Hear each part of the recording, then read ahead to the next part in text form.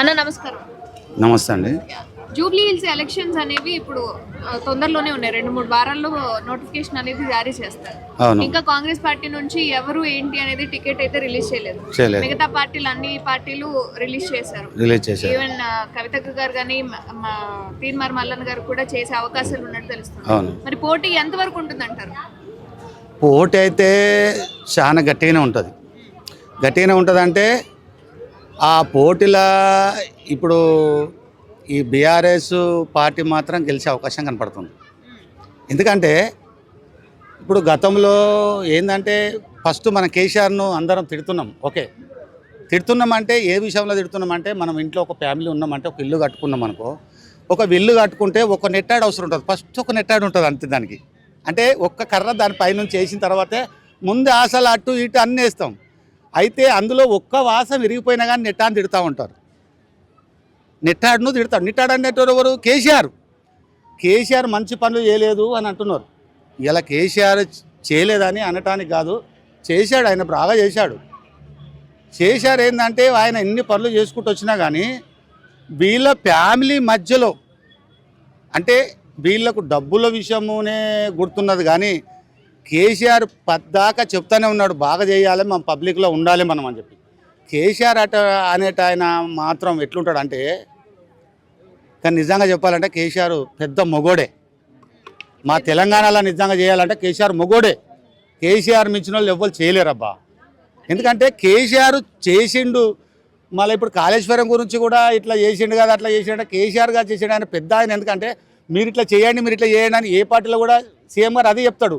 కానీ సీఎం పోయి చూసి అక్కడ నిలబడి చేయించడంత టైం ఆయనకు ఉండదు. ఎందుకంటే హరీష్ రావుకి అప్పచెప్తే హరీష్ రావు ఇంకోను ఆయన పేరంటే ఇంకో ఆయన వీళ్ళందరూ కలిసి ఏం చేశారంటే దాంట్లో కుంభకోణం చేసి ఈ కవిత ఒక దిక్కు. ఇప్పుడు కవిత వచ్చి ఏం మాట్లాడుతుంది, మా హరీష్ రావు అన్న చేశాడు, అంతా ఆయననే దోచుకున్నాడు, మొత్తం అంతా ఆయన తప్పు, మా డాడీ తప్పు కాదు అంటాడు. నిజంగా మీ డాడీ తప్పు కాదు, చెప్పేది వినండి. మీరు తప్పు చేయవల్ల నువ్వేమో అది లిక్కర్ తీసేస్తుంది. లిక్కర్ తీసిన తర్వాత ఆయనకు బాగా వెయిట్ పడ్డది కేసీఆర్ పాపం. దాని విషయంలో కేసీఆర్ మొత్తము పాపం ఆయన పానానికి దగ్గర తీసుకొచ్చి పెట్టావు. నువ్వు పెట్టినాక ఇప్పుడు 4 అడుగులు వేస్తామంటే అతలా మళ్ళీ ఇది కాళేశ్వరం ఒకటి వచ్చింది. ఈ కాళేశ్వరం వచ్చిన తర్వాత పెద్ద ఆయన ఇంకా జరగాడు. అందులో నుంచి నువ్వు పార్టీల నుంచి నేను ఎందుకు పంపించారా అంటే నువ్వు అన్నీ ఇవే చేస్తున్నావు. ఈ కుటుంబంలో చిచ్చు పెట్టుకుంటూ వస్తున్నావు. హరీష్ రావు అంటే హరీష్ రావు చాలా కష్టపడ్డాడబ్బా అనే మనరాదు. కానీ 6 అడుగుల బుల్లోట్ అంటే బుల్లోటే కష్టపడ్డాడు. అది రీజన్ చెప్పుకోవాలి మనం. అది చెప్పుకోకుండా నువ్వు ఇప్పుడు నేను ఏ పార్టీలో ఉన్నాను అడుగుతలేను. మీరు నువ్వు ఎందుకు ఇట్లా చెప్తున్నావు, ఏ పార్టీలో ఉన్నావు అని అడుగుతలేనండి. అడగండి నన్ను ఒకసారి. నేను ఏ పార్టీ తెలుసా? టీఆర్ఎస్. నేను మండల ప్రెసిడెంట్. నేను తెలంగాణ స్టేట్ ప్రెసిడెంట్ మందకృష్ణ అని ఉంటాను. నేను తెలంగాణ దప్పు కళాకార స్టేట్ ప్రెసిడెంట్ నేను. ఎందుకంటే వినండి, చెప్పేదాకా వినండి మొత్తము. చెప్పండి. జూబ్లీస్ ఎలక్షన్లు అంటే నేను చెప్తున్నా కదా, పక్క కేసీఆర్ పార్టీకి వెళ్తుందండి. వస్తుందంటే వాళ్ళకు మంచి పేరుంది కాబట్టి, విధానం ఉంది. వాళ్ళు ఎట్లా నడకారే వాళ్ళు మొత్తం అంతా వాళ్ళు కవర్ చేస్తున్నారు. ఎవరిని ఎట్లా కాంగ్రెస్ పార్టీలో ఎట్లుందన్న అంటే, ఇప్పుడు కాంగ్రెస్ పార్టీ ఎట్లుందంటే వాళ్ళే కుదుకుంటున్నారు. ఇప్పుడు రేవంత్ రెడ్డి ఒక విధానం పోతున్నా అంటే వాళ్ళు ఇంకోటి వాళ్ళ వెనకాల నుంచి వస్తున్నారు, ఇంకోటి నుంచి వెళ్ళి ముందు నుంచి పోతున్నారు. అట్లా ఈ కాంగ్రెస్కు ఇక్కడైతే దెబ్బ ఉంటుంది కంపల్సరీ. కాంగ్రెస్ నుంచి టికెట్ ఇవ్వాలంటే ఇప్పుడు కాంగ్రెస్ వెనకాల ఏ ఎమ్మెల్యే ఉన్నా కనీసం సబ్జెక్టు కూడా మాట్లాడడానికి వస్తలేదు వాళ్ళకు. సబ్జెక్టు కూడా పబ్లిక్లో మాట్లాడాలంటే ఎట్లా ఉండాలి విధానం. వాళ్ళు మాట్లాడినంటే మీడియా కూడా 4 మాటలు మాట్లాడితే మీడియా పక్క పెట్టేసి వెళ్ళిపోతున్నారు. వాళ్ళు ఎవరు రాజగోపాల్ అయితే కరెక్ట్ అనుకుంటున్నాను నేను. నవీన్ యాదవ్ రాదండి అసలు. ఆయన రాడు. ఎందుకంటే అంత విధానంగా లేదు. ఎందుకంటే కొంచెం వాళ్ళు అంటే కొంచెం భయపడుతున్నారు జనాలు. తీన్మార్ మల్లన్న ఏం లేదు, ఇటు అటు చెప్పుడు ఒకటి తప్పుతుంది, ఇంకా వేరే పనికి ఆయన. అది కవిత అంటే కవిత అటు ఇటు డబ్బులు ఖర్చు పెట్టిస్తారు ఆమె పక్కన వెళ్ళిపోతారు. మళ్ళీ బీఆర్ఎస్కి ఎత్తేదాన్ని. ఆమె ఎక్కడ గెలవచ్చు చూడండి మీరు. కవిత అసలు వేస్ట్ కవిత. ఇప్పుడు ఏం చెప్తుంది ఇప్పుడు కేసీఆర్ మీద, ఇప్పుడు ఎందుకంటే కేసీఆర్ మీద హరీష్ రావు మీద ఎందుకమ్మా ఇన్ని రోజులు తిన్నంత తిన్నావు, నీ దగ్గర ఏముంది, నువ్వు బిటిపాలు చేసుకున్నావు. నువ్వు నేను తీసుకొచ్చి బీఆర్ఎస్ పార్టీ ఇంత పొడుగు చేస్తే నువ్వు వీళ్ళందరి మీద అడ్డగీతలు పెట్టుకుంటూ వస్తున్నావు, ఇంటి పెట్టుకుంటూ వస్తున్నావు. ఎందుకు పెట్టుకుంటూ వస్తున్నావు? నేను జనాలు తెలియదు అనుకుంటున్నావు. నువ్వు ఏం చేస్తున్నావు అనేది అందరికీ తెలుసు. మాట్లాడతలేరు జనాలు అనుకుంటున్నావు. మాట్లాడతారు, రేపు మాట్లాడతారు, చూడు నీ సంగతి ఏందో చెప్తారు. కవితమ్మ నువ్వు జాగ్రత్త. ఎందుకంటే కేసీఆర్ బిడ్డవని ఎవరు తిడతలేదు, లేకపోతే మామూలుగా ఉండదు, ఒక రేంజ్గా ఉంటుంది. గుర్తుపెట్టుకో. కేసీఆర్ అంటే పబ్లిక్ అందరికి కూడా గౌరవిస్తారు. కేసీఆర్ అంటే పెద్ద ఆయన అంటే పెద్ద ఆయనకు ఎవరు కూడా తిట్టరు. ఎందుకు తిట్టరు అర్థం చేసుకో. ఇప్పుడు ఈమె ఒకటి ఉన్నది, ఆమె పేరేం పేరు, మన పావని గౌడు ఏం చేస్తుంది తెలుసా, రోజు అక్కడ ఇక్కడ పెట్టి కేసీఆర్ దిక్కు మాట్లాడుతుంది అన్నట్టుగానే, కానీ కేసీఆర్ దెబ్బనే అది. ఎందుకంటే కేసీఆర్ ఏం చేసిండో అందరికి తెలుసు. ఈ పావని గౌడు చేసి మొత్తం అందరు తిట్టుకుంటా వస్తుంది. వీళ్ళకు ఓట్ బ్యాంక్ తగ్గుతుంది, బీఆర్ఎస్లకు 100%గా పోలుతుంది చెప్తున్నాను నేను. సునీత గౌడ్ అంటే ఉన్నది, ఆమెకు కొద్దిగా బ్యాక్గ్రౌండ్ ఉన్నది, లేదని కాదు. ఆమె కూడా విధానం మంచి, అంటే నడకలో కానీ కొంచెం మాట్లాడటం కానీ మనం మంచిగా మాట్లాడుతుంది ఆమె. ఎందుకంటే ఆమె విధానము ఎట్లుంటుంది అంటే పద్ధతిగా వెళ్తుంటుంది ఆమె. డబ్బులు ఎంత ఖర్చు పెడితే అంత తొందరగా వెళ్ళవచ్చు అంటున్నారు. మరి డబ్బులు అంటే ఈరోజు ఎలక్షన్లకు వెళ్తే డబ్బు ముఖ్యం, కంపల్సరీ డబ్బు. ఎందుకంటే డబ్బు ఖర్చు పెట్టే దగ్గర ఖర్చు పెడితేనే కానీ ముందుకు వస్తారు. డబ్బులు ఖర్చు పెట్టుకోకుండా ఎవ్వరు కూడా రారు. ఇవాళ డబ్బులు ఖర్చు పెట్టుకోకుండా రావాలనుకుంటే మంచి నాయకుడు అయితేనే గెలుస్తాడు. ఇవాళ మంచి నాయకుడు ఇవ్వలేరు, అందరు దోసుకునే వాళ్ళే ఉన్నారు. ఎవరు దోసుకోకుండా ఎవరు ఉండలేదు. ఇప్పుడు డబ్బులు ఖర్చు పెట్టకుండా రండి అని చెప్తే ఎవరు రారు. ఇప్పుడు మన గరీబోడు గెలుస్తాడు పక్కా చెప్తున్నాను నేను. ఏం డబ్బు లేకుంటే అందరు ఎలక్షన్లకు రాండి, మన అట్లాంటి గరీబోడు కూడా గెలుస్తాడు. ఎక్కడంటే అక్కడ గెలుస్తాడు. మన గరీబోడిదే ముందు చేయి ఉంటుంది. జూబ్లీ సెలక్షన్లో కాంగ్రెస్ వస్తుందమ్మా పక్క.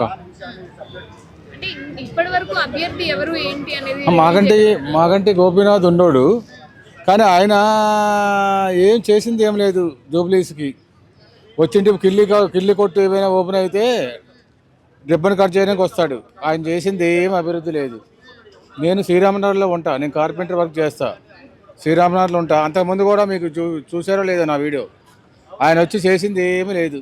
కిల్లి కొట్లు ఓపెన్ చేస్తే వస్తాడు రిబ్బన్ కట్ చేయడానికి. నవీన్ యాదవ్ అయితే మాకు పక్కా ఒక నమ్మకం ఉంది. ఆయన యూత్ కదా,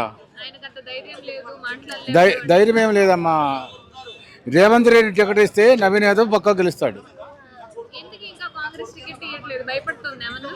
భయపడటం ఏం లేదమ్మా. రేవంత్ రెడ్డి అయితే నవీన్ యాదవ్ అని, ఆయన యూత్ కదా, ఆయన వస్తాడని మాకు నమ్మకం ఉంది. కానీ ఆయన టికెట్ ఇస్తే గెలుస్తాడు. మరి వేరే వాళ్ళకి ఇస్తే వస్తాడో రాడో మాకు తెలియదు. అది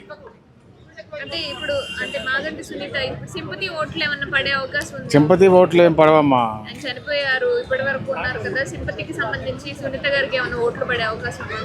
ఇప్పుడు అధికారంలో ఏ ప్రభుత్వం ఉందమ్మా?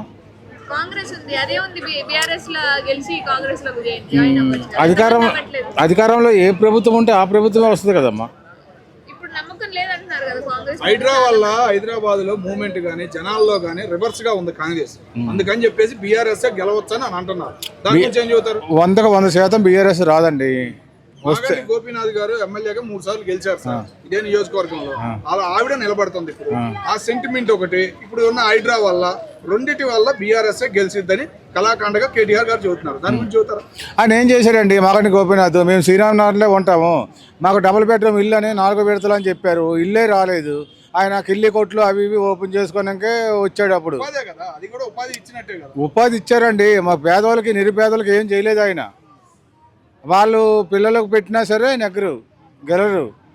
మాకు మన ఈ కాంగ్రెస్ ప్రభుత్వంలో నవీన్ యాదవ్ అయితే పక్కా గెలుస్తాడండి. ఇంతకు ముందు కూడా చెప్పాను నేను. ఒకవేళ ఇవ్వకపోయినా ఇస్తే నవీన్ యాదవ్ గెలుస్తాడు. ఇవ్వకపోతే ఇంకొక ఆయన ఉన్నాడు కదండి, ఏం పేరు, మన అజరుద్దీన్, ఆయన కూడా అంతకుముందు ఓడిపోయాడు కదా. ఇప్పుడు ఇస్తే పక్క 100% నవీన్ యాదవ్ గెలుస్తాడండి. నేను పక్కా చెప్తాను.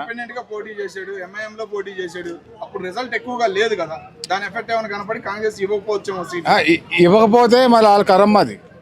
ఇస్తే మాత్రం నవీన్ యాదవ్ గెలుస్తాడండి. మేము 10 సార్లు రిక్వెస్ట్ చేస్తున్నాము, ఈ ఒకటి ఇవ్వండి అని అన్నాం మేము. ఈ ఒకటి ఇస్తే పక్కా గెలుస్తాడండి. అది ఈ రేవంత్ రెడ్డి చేసిన అభివృద్ధి ఏం లేదండి హైదరాబాద్లో. ఇప్పుడు ఇందిరమ్మ క్యాంటీన్లు పెట్టారు కదా, 5 రూపాయలు పొద్దున్న టిఫిను 7 నుంచి 9:30 దొరుకుతుంది కదా. మరి అభివృద్ధి ఎందుకు లేదు? అభివృద్ధి చూసే కదా ఓటేస్తారు. అధికారం ఉన్న పార్టీకి కదా ఓటేస్తారు. అధికారం లేకపోయిన పార్టీకి ఎందుకు వేస్తారండి? టిఫిన్ నెంబర్ 1 ఉందండి. రాగి ఉప్మా ఉంది పొద్దున్న. ఓసారి ఇడ్లీ పెడతారు, రోజుకో రకం అండి, వెరైటీ, రోజుకో వెరైటీ. రేవంత్ రెడ్డి ప్రభుత్వం మంచిగా ఉందండి. మాకు డబుల్ బెడ్రూము మాకు 4వ విడతలో వస్తుంది అన్నారు, రాలేదు. ఇప్పుడు రేవంత్ రెడ్డి మాత్రం మీ తరపున చెప్తున్నా, రేవంత్ రెడ్డి మా కంపల్సరీగా మాకు ఇవ్వాలండి ఇది డబుల్ బెడ్రూమ్ ఇల్లు. మీరు చెప్పండి కొద్దిగా అది.